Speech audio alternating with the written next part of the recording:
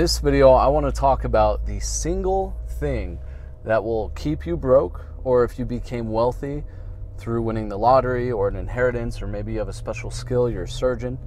The one thing that will make you go broke or keep you broke, it doesn't matter who you are, white, black, Asian, male, female, it doesn't matter where you live. If you don't understand this one concept that I'm about to explain to you over the next few minutes, you will go broke. It's only a matter of time. Let me get out into traffic here. All right, so the thing I'd like to talk about today is a term called lifestyle inflation, and it happens on all different income levels. Think about it this way. When you get your check, you spend it on things, right? Now, whether you save any money, that's up to you. But the problem that occurs in many people's lives is you get a raise at work and you instantly spend that money. It seems like you're always living check to check. No matter how much money you make, it seems like you're always spending it. It's interesting, when people get a raise at work, they immediately go out and they sign up for another liability. You know, they have a 3 or 4 year old perfectly good running car, but they want a new car. So they get a few dollar, a couple dollar an hour raise at work, and they say, well, I can afford that new car because I got a raise at work. It's all about living below your means, not within your means, but below your means. Most people live above their means, meaning they rely on credit cards and all sorts of different, ways to finance their lifestyle. And it's a ticking time bomb, essentially, because what you have is you have an unstable lifestyle. If you were to lose your job, you'd have to downgrade and sell everything. And so what I'd like to share with you today is a few methods that you can, implement into your life, whether you're making minimum wage or whether you're making $100,000 a year, in order to continually upgrade your life in a safe way, inflate your lifestyle moderately. And that way, if something were to happen, if you were to lose your job, have a major medical bill, you wouldn't have to sell everything and downgrade your lifestyle. Not only that, but living within your means and below your means is actually a lot less stressful than consistently having to worry about paying your $600 car payment or, whatever it is, or keeping track of all your credit card debt. And so the biggest thing I always tell people is when you get your paycheck, it doesn't, like I said, it doesn't matter whether you work at Pizza Hut or you're a surgeon.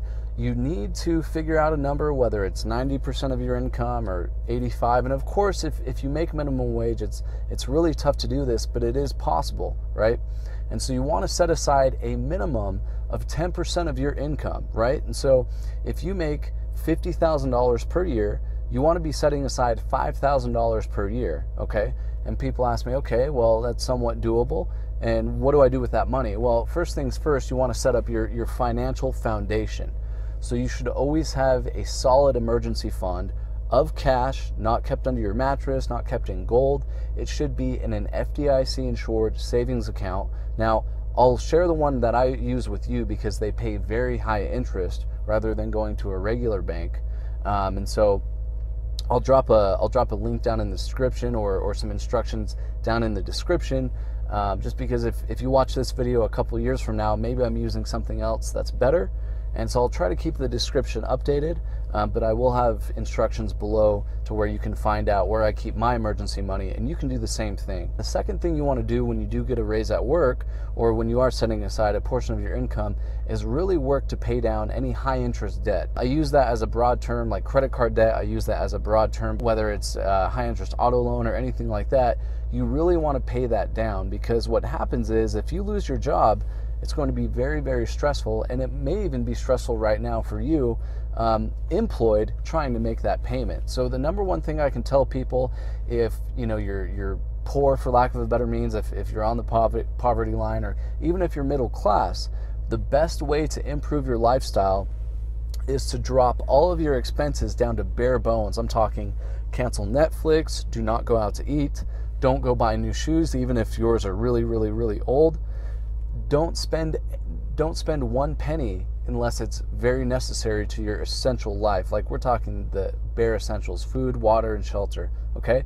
So if you do that for several months, you'll notice that you have some extra money in your bank account, even if you make, minimum wage. And so the biggest thing, if you do make minimum wage, I've worked many jobs, 7 days a week, all through my 20s. I understand it's tough. I've worked night auditor at a hotel, I've worked as a janitor, I've mowed lawns, all sorts of different jobs. I grew up in a single family household. where, we got in huge trouble if we wasted a scrap of food. So I know where you're coming from. Think of it this way. If the government was all of a sudden to come out and say, we're putting an extra 5% or an extra 10% tax on paychecks, right? You'd drag your feet, you'd complain, you'd piss and moan about it. But guess what? You would adjust your life to learning on 90% of your income after the government takes that 10%, because you would be forced to. So you can do this yourself. You can pretend that someone somewhere is putting a tax on you, and you can say, okay, here's my $1,000 paycheck. I need to learn to live on $900. Only for a short amount of time though, because as you build up that extra money that you're setting aside, all of a sudden you'll have a really nice cushy emergency savings account. Maybe by then you will have gotten a raise at work and you can continue to pay down your credit card debt. So you'll be in a much more solid financial position in life. That way you'll be able to live a lot less stressful. But the number one mistake that, mostly middle class people make, it's a mistake I made in my early 20s, is every time I got a raise at work, or I ran into money, or I got a bonus, or Christmas money, when I was a child, I would always instantly spend it, right? It was almost like right when I got it into my hand, somehow I would want to get it out of my hands as fast as possible, right? And so the interesting thing is, if people were to pretend like they didn't get that raise just for a few years and set that money aside into a savings account, pay down their debt, life will be a lot easier in the future.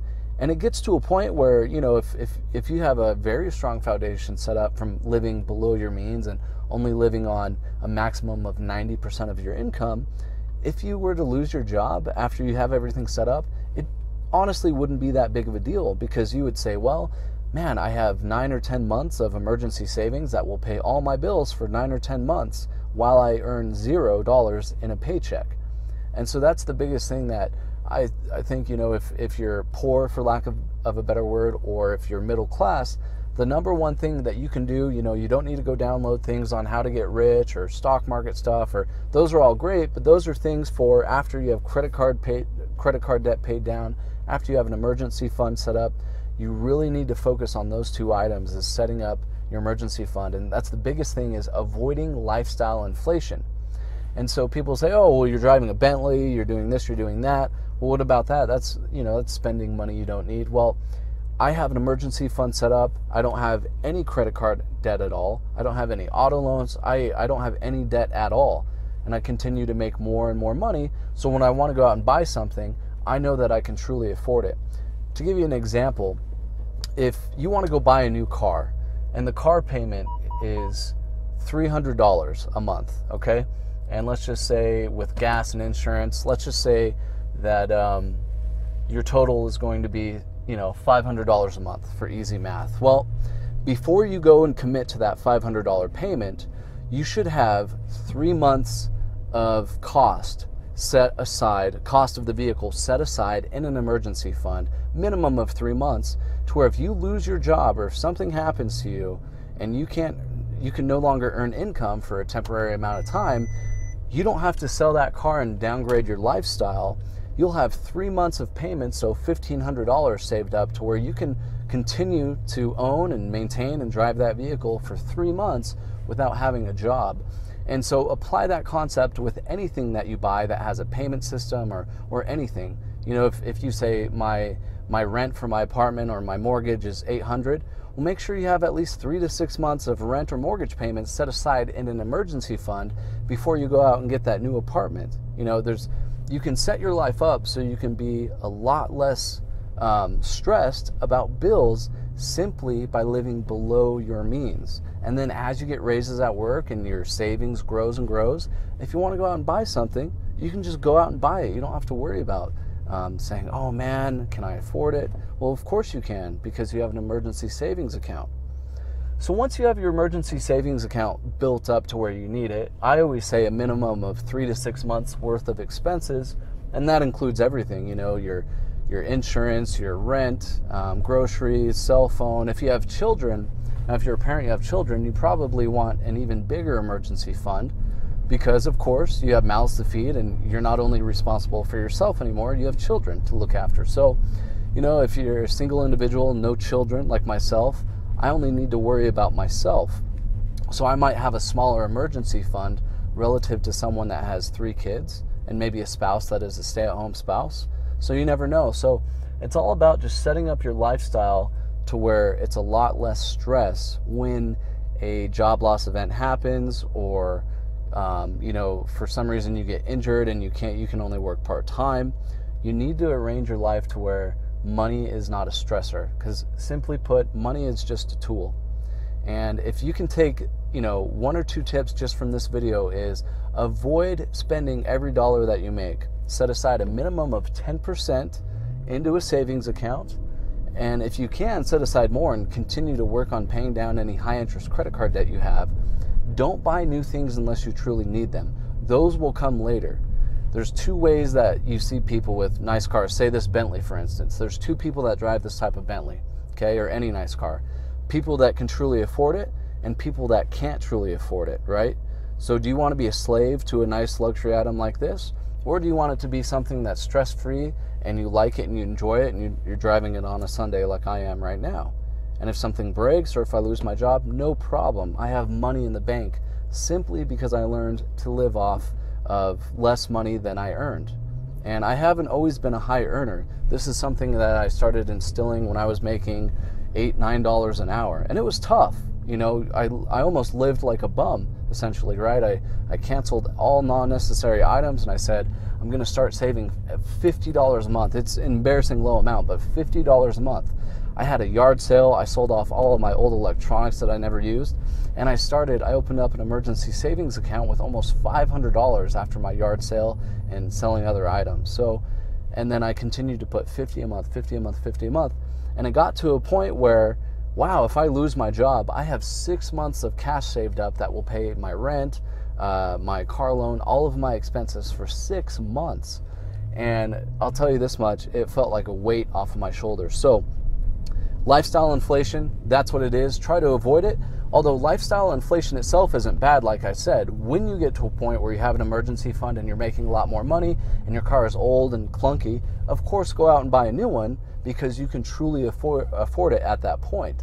But if you're someone that you get a raise at work and you immediately want to go buy a new car just because, and you have a car that's perfectly good and you have credit card debt and you haven't saved very much money into a savings account, you shouldn't go do that. But unfortunately, at least here in America, a lot of people go and do that, and they live beyond their means and they inflate their lifestyle to a point where if they lose their job, they suddenly, they have a horrible time because they have to sell all of their belongings. They have to, move out, maybe move down to a smaller home or apartment. And it's just, that's no way to live. Becoming wealthy is fairly easy, right? I didn't invent anything. I didn't cure a disease. It's simply how I managed my paycheck, whether it was a $9 an hour paycheck or a $50 an hour paycheck, it doesn't matter.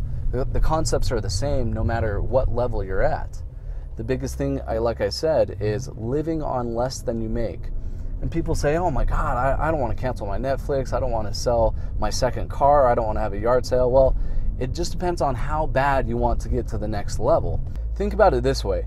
You can take a few steps in your life right now, even if you're making, say, 10 bucks an hour. You can make a few choices in your life right now to forever change your life and put yourself in a better spot. If you start pretending that you only make $8 per hour instead of the 10 that you make now, you'll instantly start saving 20% of your income, okay? And if you focus that income towards paying down debt or establishing or adding to an emergency fund, within a couple years, you will be massively, and I'm talking massively above your peers and the people around you. On average, you'll be way better off than most people. Most people couldn't handle a $500 emergency if it came up. You'll easily be able to do that. And the first thing I always get, the first resistance I get from people is, well, I have bills, I have this, I have that. I can't live on 80% of my income. Well, what you need to do is sell whatever items of value that you have, even if they mean a lot to you, because if that thing truly means a lot to you, you'll use it to put yourself in a better position, right? You'll sell it to get yourself into a better financial position so you can truly enjoy life. If you have a material item that means a lot to you and you don't want to sell it, you're essentially saying, this material item means so much to me, I'm willing to hold on to it even though I need money, so I'm willing for this thing to make my life continually stressful and miserable.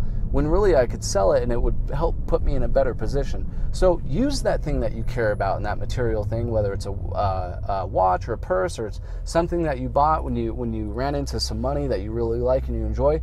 Sell it, liquidate it, get that money, get yourself in a better position. So in the future, you'll be in a position where you can either buy it back or buy something similar or even better, and you'll do it at a stress-free point in your life to where you know you can afford it, right? Whether it's a sports car or some memorabilia or a purse, you know, some really nice shoes, whatever it is that you like, watches for instance, sell it now. Get that stuff out of your life. You have no business owning that if you don't have an emergency fund saved up and you don't have, or if you have credit card debt or any high interest debt. It's very important that you get that stuff off your back, get it out of your life. That's the number one thing. You know, people ask me, how can I make money? How can I travel like you do? You know, what do I need to do? I say, it's very simple. It's not rocket science. I'm not talking about buying and selling stocks. That'll be in a different video down the road. The number one thing I always tell people is start living on less money than you make, right? A minimum of 10%, but go as much as you, save as much as you can. That's the number one thing that people fail at. They want to go get rich quick, or they want to buy a course or do something that will get them rich immediately, rather than focusing on the fundamentals of saving some of their income and staying out of debt. With that being said, thanks for watching. Give me a thumbs up. If you have any questions, comments, concerns, drop them in the comment section below. I'll try to stay pretty active with answering that. I'll be uploading a bunch of different things on investing, budgeting, wealth. Also, follow me on Instagram. You can find me right here at Kenny Robinson on Instagram, and you can see a little bit into my personal life. I don't post a ton, but I do post some interesting things, and hopefully I can help, you know, anyone that watches this get to a better financial point in their life and live a stress-free life. Because, you know, at the end of the day, and this sounds kind of cliche, but you know, you truly do only have one life to live, and you don't want to be a slave to a 9-to-5 or a slave to a car payment when there's an easier way to do it and enjoy the things you want to do. I want to end the video with save your money, stay out of debt, and we'll see you next time.